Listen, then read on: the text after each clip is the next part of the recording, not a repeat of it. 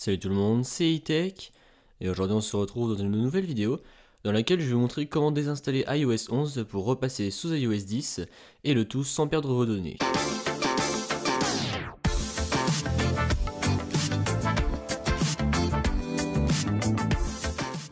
Donc pour ceci c'est très simple, vous allez avoir besoin de vous rendre sur ce site là.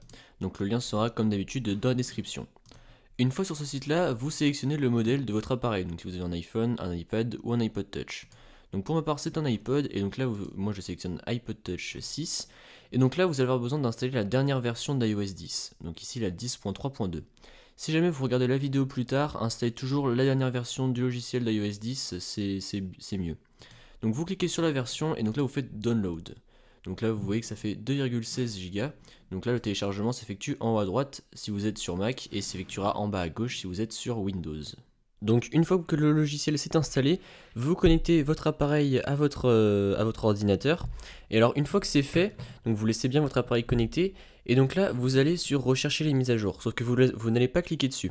Si vous êtes sur Windows, vous appuyez sur la touche Shift et en même temps rechercher les mises à jour. Et si vous êtes sur Mac, vous appuyez sur Alt et recherchez les mises à jour.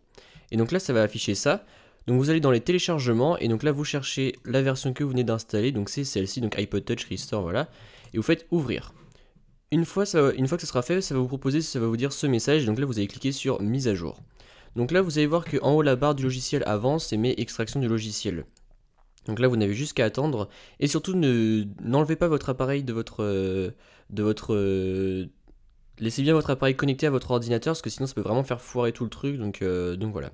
Donc là vous voyez que mon iPod a un écran noir, donc là voilà, vous le laissez comme ça branché, et donc là la pomme va apparaître avec une barre de chargement, et donc en fait ça va être la mise à jour entre guillemets qui se réinstalle sur l'iPod, donc vous avez juste qu'à attendre, et encore une fois ne le déconnectez pas, c'est très important. Une fois que ce sera installé, donc là ça va apparaître comme ceci, donc vous allez devoir saisir votre code. Donc là ça va vous mettre mise à jour terminée, vous faites continuer et vous faites également continuer sur l'ordinateur. Donc là vous sélectionnez un réseau Wi-Fi, voilà, vous rentrez le mot de passe. Une fois que c'est fait, il va vous proposer l'analyse de l'iPod, donc là vous faites partager avec Apple ou pas, comme vous voulez.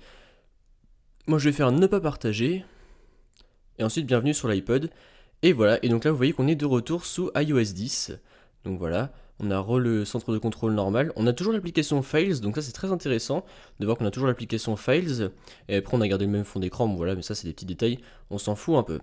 Donc voilà, c'est tout pour cette petite vidéo, j'espère qu'elle vous a plu. Si c'est le cas, comme d'habitude, n'hésitez pas à mettre un pouce bleu, à me suivre sur les réseaux sociaux qui se trouveront dans la description, et à vous abonner. Allez, salut!